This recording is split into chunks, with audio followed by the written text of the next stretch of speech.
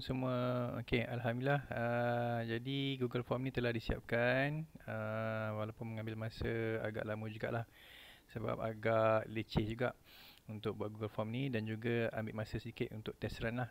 Saya test run, uji lari, dan juga abang Apple kita pun dah uji lari. Jadi alhamdulillah kita dah boleh disebarkan dan isilah.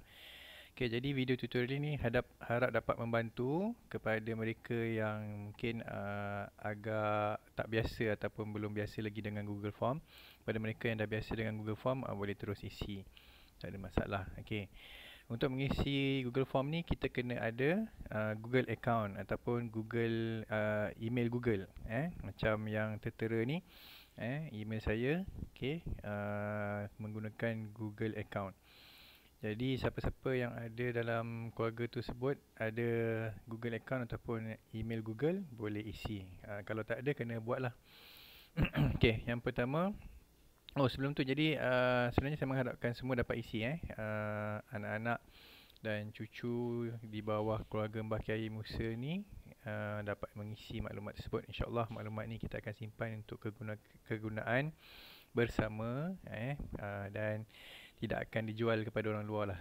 Okey. Okey, yang pertama sekali, di bahagian induk ni kita ada pilihan, semua kena pilih nama induk masing-masing. Kalau seorang keluarga ataupun seorang ahli keluarga contohnya yang paling sulung mengisi Google Form ni, jadi dia perlu pilih nama induk masing-masing. Kalau setiap kali ada orang lain ataupun adik-beradik yang lain mengisi, dia pun kena pilih juga. Cumanya kalau seorang isi maklumat untuk semua yang lain, maknanya sekali je lah dia kena pilih maklumat induk ni. Okay, contohnya Abang Ipul isi untuk adik-beradik yang lain, isi untuk Kak Ngah, isi untuk Kak Long, maknanya dia seorang je lah yang akan pilih, sebab sekali je dia pilih untuk isi maklumat induk ni. Okay, tapi kalau contohnya Abang Ipul dia bagi pada Kak Long isi, Kak Long pun kena pilih. Lepas tu Kak Long pun dia tak isi untuk adik-beradik yang lain, dia pilih dia bagi kepada yang lain link ni, link Google Form ni. Kemudian contoh Kak Ngah isi, Kak Ngah kena pilih lah. Jadi maknanya untuk isi maklumat yang lain, data yang lain, kena pilih maklumat induk ni. Contohnya, okay, saya pilih Siti Rokiah binti Musa. Okay, kemudian nama pasangan kepada induk, okay, kita tulislah nama pasangan kepada induk masing-masing. Contohnya kalau saya,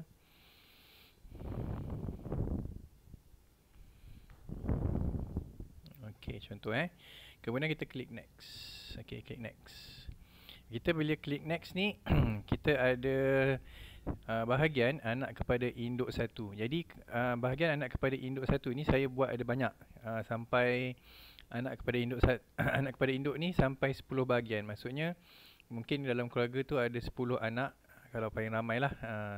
Jadi mungkin 10 anak tu boleh diisikan maklumatnya, kalau seorang yang mengisi. Tapi kalau macam contoh tadi, Kak Long mengisi selepas Abang Ipul isi, jadi dia jumpa anak kepada induk satu je lah, dia tak jumpa anak kepada induk yang lain, sebab saya buat sampai 10 ni. Okay, tapi tak apa. Kita teruskan. Isikan maklumat yang diperlukan. Yang merah-merah ni ada bintang merah tu, itu maklumat yang diperlukan, wajib isi. Kalau tak isi, maknanya dia tidak akan pergi ke bahagian lain. Okay, tulislah nama, umur. Ni saya tulis pendek-pendek lah ni, masukkan pendek-pendek sebab hari tu dah test run, jadi benda ni memang dah ada dalam ni. Tarikh lahir, nombor telefon, okay, alamat menetap terkini wajib tulis, wajib masukkan. Okay, letaklah anak yang keberapa. Contohnya macam saya letak anak tunggal. Okay, baik, status pekerjaan. Okay, status pekerjaan ni kita ada dua. Okay, yang pertama masih belajar, yang kedua masih bekerja. Okay, jika masih belajar, sila nyatakan maklumat bagi yang masih belajar. Nama tempat belajar, jurusan diambil. Okay, contohnya nama tempat belajar, kita belajar di contoh College Kemahiran Mara. Kemudian jurusan yang diambil bahagian otomotif. Okay, itu saja. Sikit je maklumat yang diperlukan. Tulis di bawah, masukkan di bawah ni. Kemudian pekerjaan, kalau kita pilih bekerja, masukkan maklumat untuk pekerjaan. Contohnya kalau bekerja, jenis pekerjaan contohnya mekanik dan tempat bertugas di Rawang, Selangor contohnya kan. Tulis contohnya. Kemudian status perkahwinan, adakah masih bujang, adakah sudah berkahwin, adakah duda, adakah janda. Pilih yang mana satu. Jika bujang, kalau bujang maksudnya boleh boleh pergi ke bahagian terakhir ni, sama ada nak klik selesai pengisian atau isi maklumat anak induk seterusnya, boleh.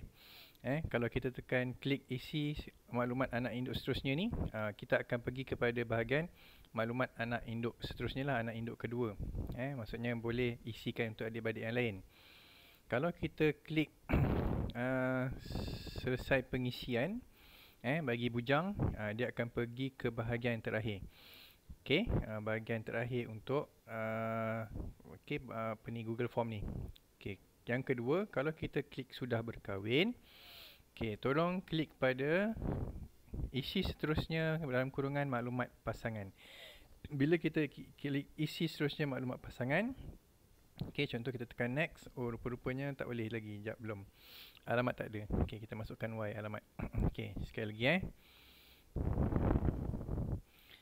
kita tekan next, isi seterusnya maklumat pasangan. Kita akan pergi ke bahagian maklumat pasangan dan anak cucu kepada induk 1.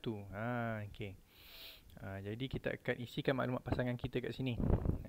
Jadi nama pasangan siapa? Kita masukkan nama pasangan T kan, contohnya umur kita masukkan 45. Pekerjaan, pekerjaan sila nyatakan pekerjaan dan tempat bertugas, contohnya cikgu di SMK Seri Medan, Indonesia, contoh. Contohnya maklumat anak pertama. Maklumat anak pertama ni nyatakan nama dan umur sahaja. Saya ada bagi sampai 10 maklumat anak. Kalau ada 10 anak, isilah 10-10. Minta tolong isikan semua. Kalau ada satu anak, tulislah satu je kan. Contohnya ni sebagai contoh. Saya isikan maklumat anak pertama, contohnya Nur Irdina Alisha binti Muhammad Lutfi. Umur 11 tahun. 10 tahun. Contoh 10 tahun. Selesai. Bila selesai, isilah. Kita ada maklumat anak kedua, anak ketiga, anak keempat, anak kelima, anak keenam, anak ketujuh, sampai anak ketujuh rupanya. Sampai anak ketujuh. Bila selesai, kita boleh klik isi seterusnya. Ataupun misal kalau kita tak nak isikan untuk kalau kita klik isi seterusnya ni, jika ingin isi untuk anak induk yang seterusnya lah, ada penyataan kat situ. Jika kita klik butang ke bahagian terakhir untuk menamatkan pengisian maklumat.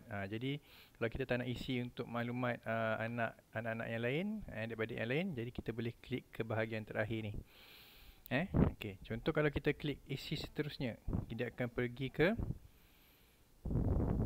anak kepada induk kedua. Jadi anak ke induk kedua ni kita isikan lah. Contohnya kita masukkan nama dia Y. Umur dia 68 tahun. Contoh tarikh lahir. Tarikh lahir tulis berapa bulan? 13. Contoh 13/2. Nombor telefon 000. Alamat menetap terkini. Alamat menetap terkini pun tulis. Contohnya jalan belakang rumah. Contoh jalan belakang rumah. Kemudian anak keberapa ni? Anak keberapa kena nyatakan lah. Jadi kalau yang isi yang pertama tu anak yang pertama, mungkin ni dia nak isi untuk anak yang keempat. Anak keempat di bawah keluarga induk. Dalam keluarga induk tu dia anak yang keempat. Okey, contoh status pekerjaan, bekerja. Okey, kalau bekerja sila nyatakan. Okey, kita nyatakan tempat kerja dan juga pekerjaan. Okey, contohnya. Okey, status perkahwinan. Adakah dia sudah berkahwin? Kalau sudah berkahwin, tadi kalau kita klik sudah berkahwin, maka kita akan klik isi seterusnya untuk maklumat pasangan.